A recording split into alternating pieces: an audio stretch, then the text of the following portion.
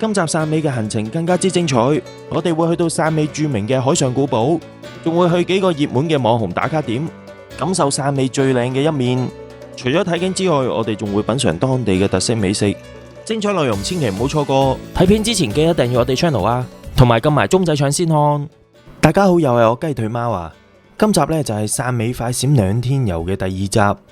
第2日早上嘅8點鐘，我哋呢就起身出發，準備第2日嘅行程。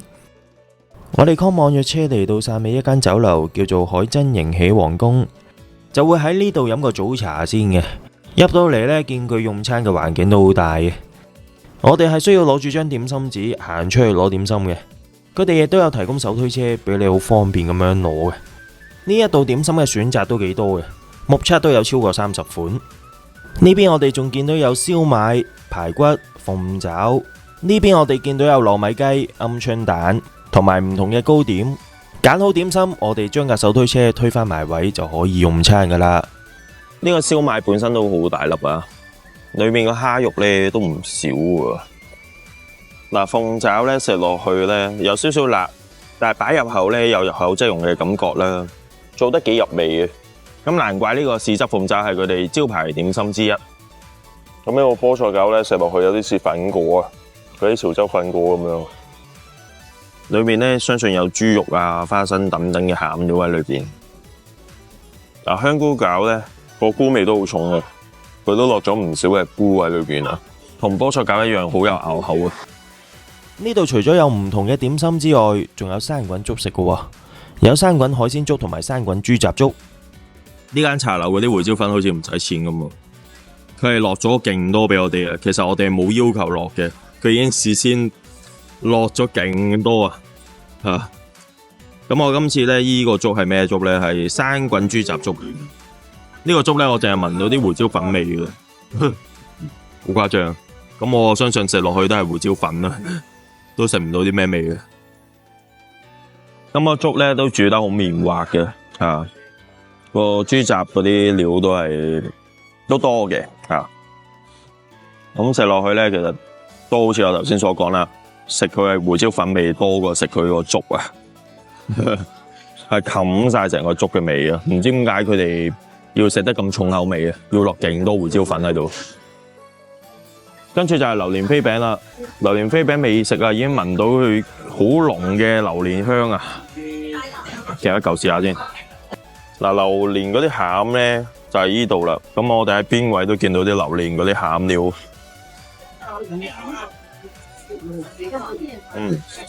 熱辣辣食咧正啊！佢啲餡咧，榴蓮嗰啲餡都熱辣辣嘅。最後我仲點咗呢一款汕尾小米，12蚊一份。啊，點埋佢呢個蠔油食啊！點嗰個蠔油咧好鹹。喺呢間酒樓飲茶就係2蚊茶位。冇任何加一服務費嘅，我哋2個人最後埋單係135蚊。飲完茶之後就開始我哋第2日行程啦。其實喺前1日嘅時候，我就經百度地圖上面報咗個汕尾1日遊啊。佢主要就係遊覽汕尾嘅風車島、紅海灣同埋海上古堡嘅。呢個1日遊係以獨立包車形式進行，會有位司機載我哋周圍走，甚至係回程嘅時候送返我哋去高鐵站嘅。而收費方面，1個人報名要530幾蚊。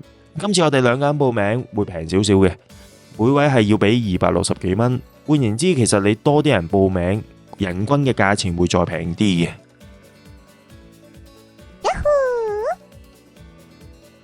我自己事前同司機溝通好咗，我哋係喺10點鐘出發，司機都好好，直情揸架車去到酒樓門口位置等我哋。今次呢個1日遊第一個行程會先經呢條海上公路出發去到風車島，佢係風車島嘅連島橋，亦都係去風車島嘅必經之處。成條橋全長大約有5公里，呢一條橋最大嘅特色就係好筆直咁樣將海水分成2邊，靠內海嗰一邊海水會呈現渾濁嘅灰黃色，而另一邊靠外海嘅就係呈現清澈透亮嘅蔚藍色，形成獨特嘅雙色海景觀。我哋架車一路喺海上公園行駛緊嘅時候，沿路都會見到唔少賣咖啡、小食、茶飲嘅美食車。我哋架車喺海上公路揸到咁上下嘅時間，司機就同我哋講第一個景點終於到啦，就係呢一個沙灘。咁我哋一落車就見到有艘船喺個沙灘上面，呢艘船大有名堂，叫做 Looking， 中文名就叫浮日號。我哋仲可以沿住船上面嘅樓梯上去影個相嘅。咁應該早排聖誕節啦，佢所以呢浮日號呢一隻船呢都加咗個聖誕樹俾人喺度影相打卡啊，好似咁樣留個念嘅。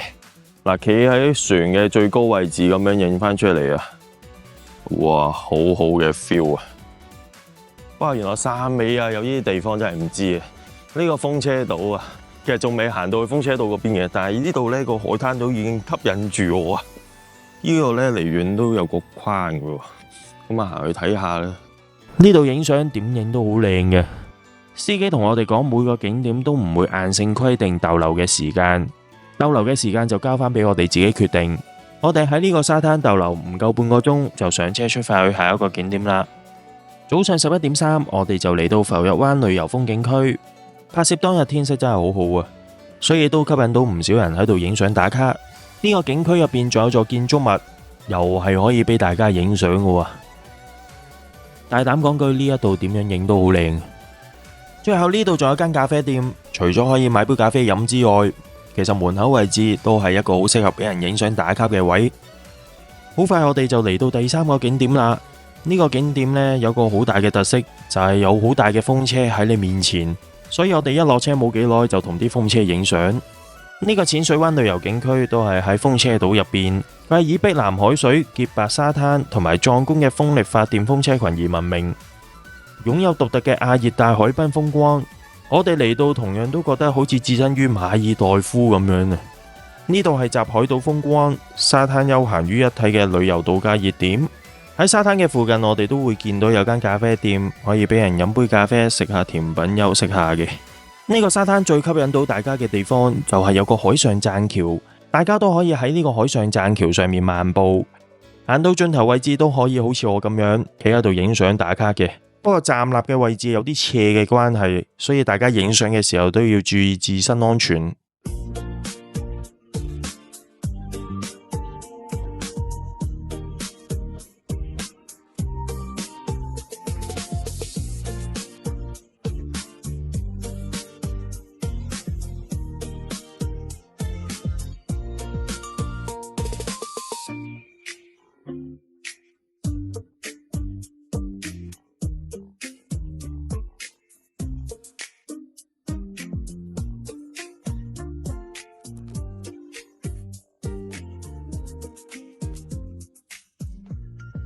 中午12:30，我哋就離開風車島，就去食午飯。司機大哥呢就推介我哋食一間餐廳，叫做真客海鮮飯店。呢張就係餐廳嘅菜單。老實講，佢嘅菜式唔算話好平，閒閒地都40-50蚊。我哋嗌咗幾個嘅菜式，首先呢就係海膽炒飯啦。咁食落去味道方面就冇咩特別，可能佢哋炒得唔夠熱嘅關係，所以我食嘅時候呢有幾啖都覺得凍凍地。另一道菜式叫做鹽焗海螺。呢度嘅份量唔算話好多啊，已經要49蚊啦。咁因為海螺呢係用鹽焗嘅關係，所以食落去鹹鹹地，咁我自己都好中意嘅。仲有半份嘅芝麻雞，68蚊，食落去肉質都幾嫩嘅。同埋炒咗碟菜心，咁啊呢一度28蚊。最後佢哋嘅茶位係3蚊，我哋4個菜式加埋啊，總共要俾219蚊。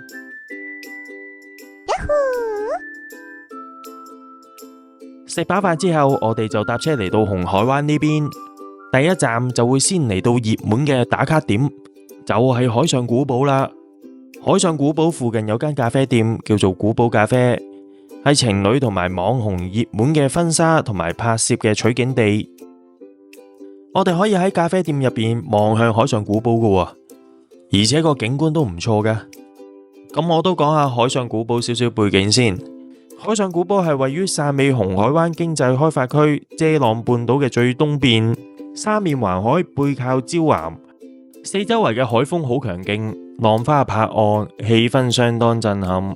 但係海上古堡並唔係真正嘅古代城堡，而係20世紀70年代中國科學院廣東能源研究所興建嘅波浪能潮汐發電試驗塔。因為佢哋嘅實驗基地後來搬咗去珠海嘅關係，所以呢個試驗塔就逐漸廢棄啦。有人覺得呢一座試驗塔好似一座屹立喺海上面嘅孤城，所以呢座建築物後來俾遊客稱為海上古堡。我哋喺現場呢個位置會見到唔少嘅遊客排隊影相。嗱，坐低着住藍色背心寫住古堡攝影嘅工作人員就會幫大家影相嘅。嗱，影完之後如果你想攞翻張相，咁啊唔好意思啦，要收錢嘅。有啲聰明嘅遊客就選擇喺呢個位置呢個角度踎低影嘅，呢個位影出嚟應該都唔差。海上古堡附近仲有啲建築物都好適合大家影相打卡㗎。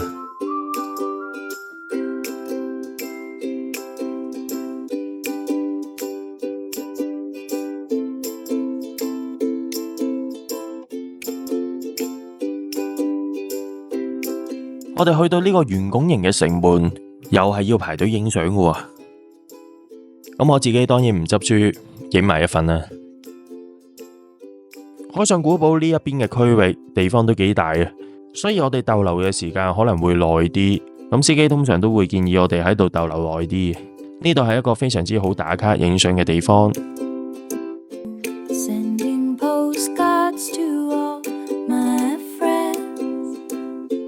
Hoping that this little journey never ends.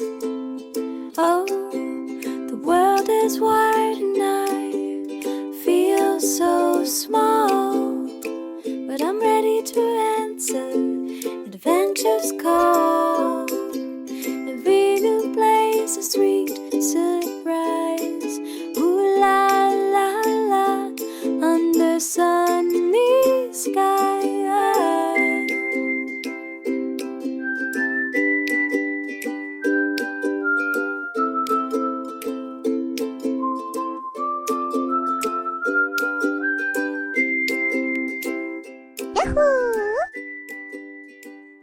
我哋參觀完海上古堡之後，2點9左右就嚟到紅海灣石群島呢邊。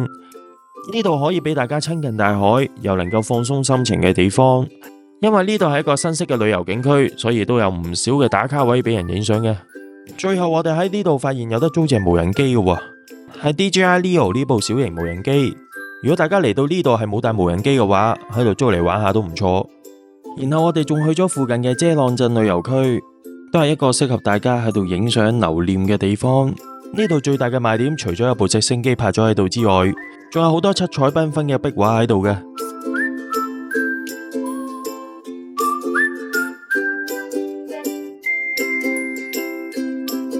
如果大家下晝5、6點過嚟嘅話，呢度都係一個最佳觀賞日落嘅地方。見呢度景色咁靚，天氣又咁好嘅時候，當然要放個航拍機，用鳥瞰嘅角度欣賞一下呢度啦。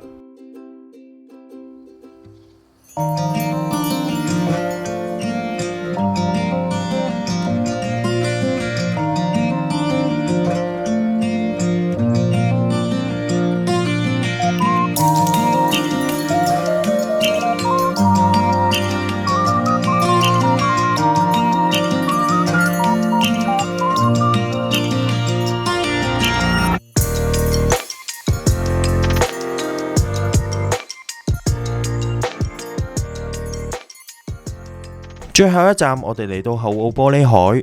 呢一度最大嘅特色就係海水清澈到好似玻璃咁樣，而且有人話呢度嘅海水仲會變色添㗎。最佳嘅拍攝時間就係陽光充足嘅中午，又或者好似我咁樣晏晝3點零鐘過嚟。我哋喺沙灘上面離遠都會見到有巨型嘅風車，同埋大個煙通喺度。喺玻璃海旁邊仲有間熱門嘅礁石景觀咖啡廳，叫做三山喝茶。咁佢係一間茶飲店嚟嘅，好適合大家坐低飲杯茶，欣賞呢度獨特嘅玻璃海景色。我哋搭咗差唔多1個鐘車程就返到嚟汕尾高鐵站啦，然後喺5點17分上高鐵返去深圳北站，再轉乘另一架高鐵返香港。咁喺晚上6點半鐘我就到咗深圳北高鐵站啦，然後呢，就轉另一架高鐵返去香港西九龍高鐵站。時間未夠7點鐘，我哋已經返到嚟香港啦。多謝大家嘅收睇啊！如果中意我哋嘅影片，記得訂閱我哋嘅頻道，分享影片同埋讚好啊！如果對我哋嘅頻道有任何意見，歡迎大家喺留言區留言嘅。我哋下一集再見啦，拜拜。